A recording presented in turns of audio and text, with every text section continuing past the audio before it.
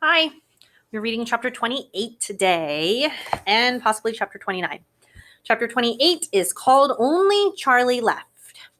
So there were 5 kids that started in the tour of Willy Wonka's factory, and now we're down to just Charlie left. Which room shall it be next? Said Mr. Wonka as he turned away and darted into the elevator. Come on, hurry up. We must get going. And how many children are there left now? Little Charlie looked at Grandpa Joe, and Grandpa Joe looked back at little Charlie. But, Mr. Wonka, Grandpa Joe called after him, there's only Charlie left now. Mr. Wonka swung round and stared at Charlie. There was a silence. Charlie stood there holding tightly onto Grandpa Joe's hand. You mean you're the only one left? Mr. Wonka said, pretending to be surprised. Why, yes, Charlie whispered. Yes. Mr. Wonka suddenly exploded with excitement. But my dear boy, he cried out, that means you've won. He rushed out of the elevator and started shaking Charlie's hand so furiously it nearly came off. Oh, I do congratulate you, he cried. I really do. I'm absolutely delighted. It couldn't be better. How wonderful this is. I had a hunch, right from the beginning that it was going to be you. Well done, Charlie. Well done. That is terrific. Now the fun is really going to start. But we mustn't dilly. We mustn't dally. There's even less time to lose now than there was before. We have an enormous number of things to do before the day is out. Just think of all the arrangements that have to be made and the people we have to fetch. But luckily for us, we have the great glass elevator to speed things up. Jump in, my dear Charlie. Jump in. You too, Grandpa Joe. No. After you. That's the way. Now then. This time I shall choose the button we are going to press.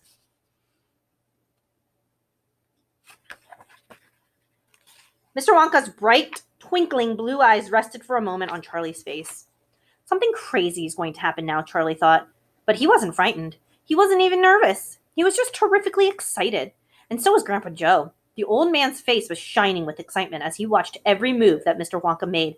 Mr. Wonka was reaching for a button high up on the glass ceiling of the elevator. Charlie and Grandpa Joe craned their necks to read what was on a little label beside the button. It said, Up and Out. Up and out, thought Charlie. What sort of room is that? Mr. Wonka pressed the button. The glass doors closed. Hold on, cried Mr. Wonka. Then wham! The elevator shot straight up like a rocket.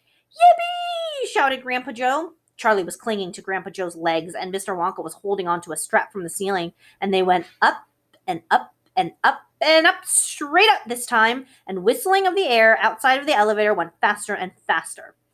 Yippee! Shouted Grandpa Joe. Yippee! Here we go. The elevator was going straight up with no twistings or turnings. Faster! Cried Mr. Wonka, banging the wall of the elevator with his hand. Faster! Faster! If we don't go any faster than this, we shall never get through. Through what? Shouted Grandpa Joe. What have we got to get through? Aha! Cried Mr. Wonka. You wait and see.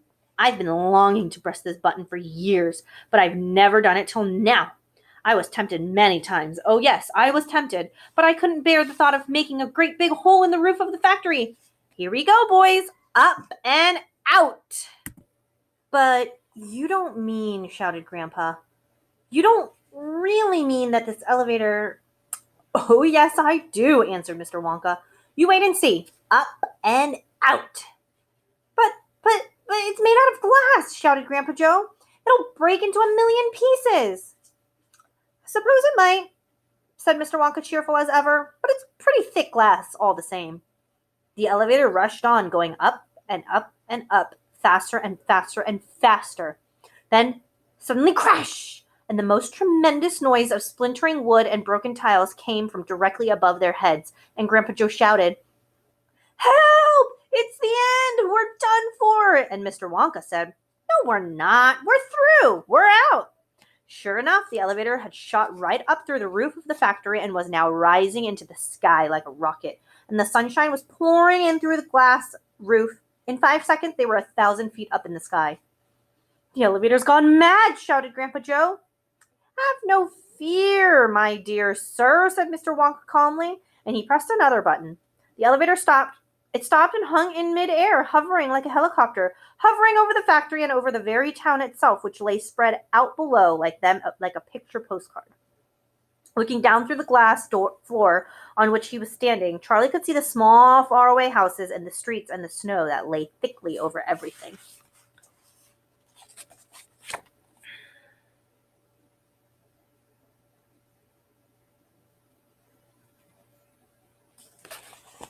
It was an eerie and frightening feeling to be standing on clear glass high up in the sky. It made you feel like you weren't standing on anything at all. "Are we all right?" cried Grandpa Joe. "How does this thing stay up?" "Candy power," said Mr. Wonka. 1,000,000 candy power. "Oh, look," he cried, pointing down. "There go the other children. They're returning home." Chapter 29, The Other Children Go Home.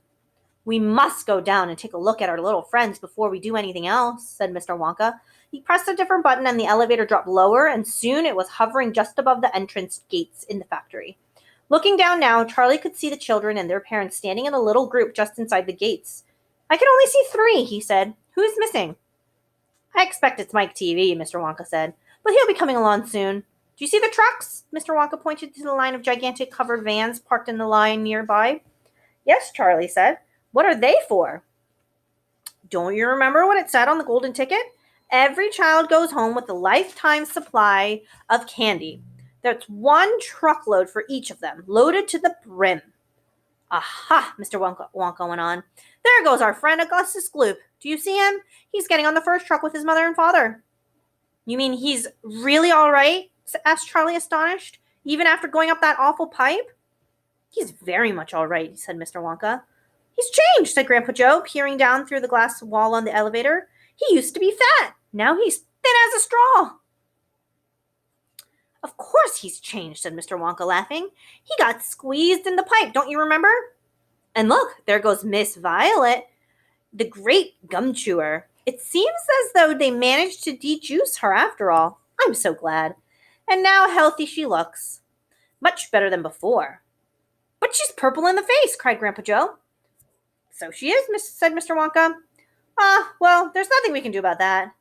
"Good gracious," cried Charlie. "Look at poor Veruca Salt and Mr. and Mrs. Salt. They're simply covered with garbage." "And here comes Mike TV," said Grandpa Joe. "Good heavens, what have they done to him? He's about 10 feet tall and thin as a wire." "They've overstretched him on the gum stretching machine," said Mr. Wonka. "How very careless." "But how dreadful for him," cried Charlie. There are all the children. There's fat Augustus Gloop, that is skinny now. There's Violet, who's still purple. There's the TVs. Nope, that's Veruca's family, all covered in trash. And there's Mike TV, super tall.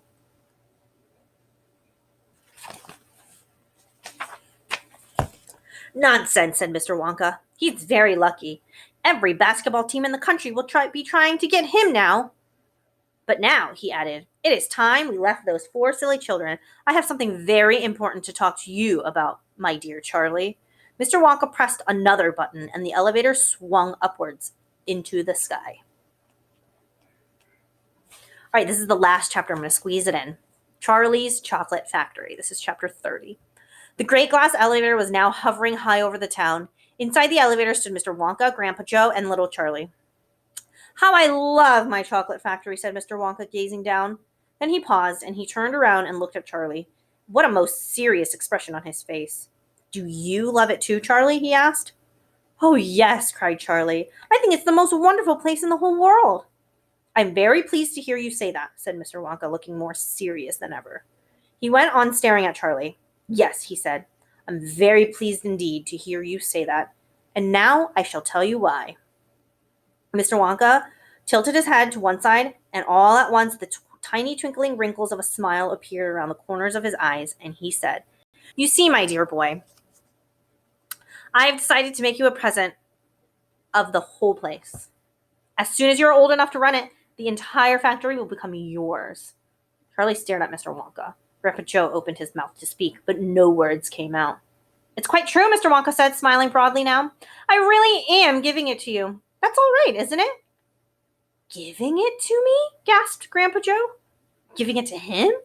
asked Grandpa Joe. You must be joking. I'm not joking, sir. I'm deadly serious. But, but why would you want to give your factory to little Charlie?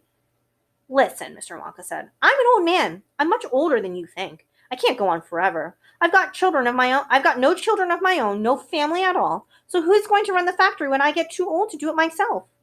Someone's got to keep it going. And if only for the sake of the Oompa Loompas.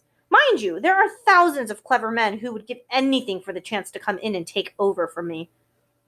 But I don't want that sort of person. I don't want a grown-up person at all. A grown-up won't listen to me. He won't learn. He will try to do things his own way and not mine. So I have to have a child. I want a good, sensible, loving child, one to whom I can tell all my most precious candy-making secrets while I'm still alive. So that's why you sent the golden tickets, cried Charlie. Exactly, said Mr. Wonka. I decided to invite 5 children to the factory, and the one I liked best at the end of the day would be the winner. But, Mr. Wonka, stammered Grandpa Joe, do you really and truly mean that you were giving the whole of this enormous factory to little Charlie? After all, there's no time for arguments, said Mr. Wonka. We must go at once and fetch the rest of the family. Charlie's father and his mother and everyone else that's around. They can all live in the factory from now on.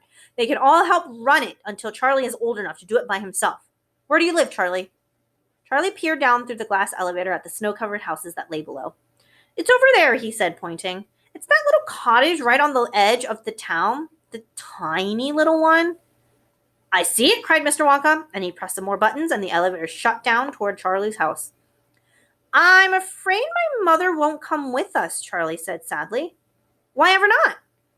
Because she won't leave Grandma Josephine and Grandma Georgina and Grandpa Joe. But they must come too. They can't, Charlie said. They're very old and they haven't been out of bed for 20 years. Then we'll take the bed along with them in, said Mr. Wonka. There's plenty of room in this elevator for a bed. You couldn't get that bed out of the house, said Grandpa Joe. It won't go through the door. You mustn't despair, cried Mr. Wonka. Nothing is impossible. You watch. The elevator was now hovering over the roof of the little Bucket's house. What are you going to do? Cried Charlie. I'm going right on in to fetch them, said Mr. Wonka. How? Asked Grandpa Joe. Through the roof, said Mr. Wonka, pressing another button. No, shouted Charlie. Stop! Shouted Grandpa Joe. Crash went the elevator right down the roof of the house into the old people's bedroom. Showers of dust and broken tiles and bits of wood and cockroaches and spiders and bricks and cement went raining down on the 3 old ones where they were lying in bed, and each of them thought that was the end of the world. Grandma Georgina fainted. Grandma Josephine dropped her false teeth. Grandpa George put his head under the blanket, and Mr. and Mrs. Bucket came rushing in through the next door. Save us! Cried Grandma Josephine. Calm yourself, my darling wife, said Grandpa Joe, stepping out of the elevator. It's only us. Mother, cried Charlie, rushing into Mrs. Bucket's arms. Mother, listen to what happened. We're all going back to live in Mr. Wonka's factory, and we're going to help him run it, and he's given it all to me. And. What are you talking about? Said Mrs. Bucket. Just look at our house, cried Mr. Bucket. It's in ruins. My dear sir, said Mr. Wonka, jumping forward and shaking Mr. Bucket warmly by the hand, I'm so very glad to meet you. You mustn't worry about your house. From now on, you're never going to need it again. Who is this crazy man? Screamed Grandma Josephine. He could have killed us all. This, said Grandpa Joe, is Mr. Willy Wonka himself. It took quite a time for Grandpa Joe and Charlie to explain to everyone exactly what had happened to them all day. And even then, they all refused to ride back to the factory in the elevator.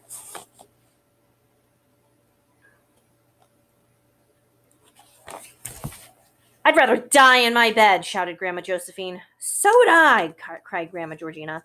I refuse to go, announced Grandpa George. So, Mr. Wonka and Grandpa Joe and Charlie, taking no notice of their screams, simply pushed the bed into the elevator. They pushed Mr. and Mrs. Bucket in it after it.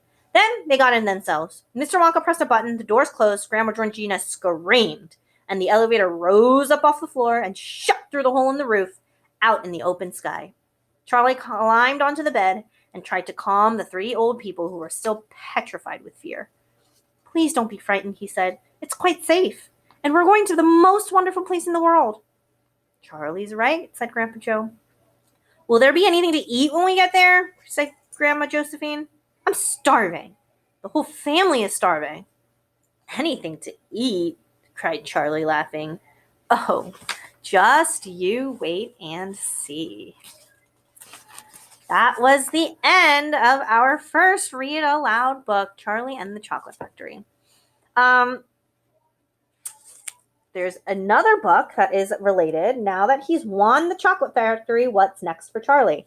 We are going to read Roald Dahl's Charlie and the Great Glass Elevator next. Tune in tomorrow to hear the first couple of chapters of Charlie and the Great Glass Elevator.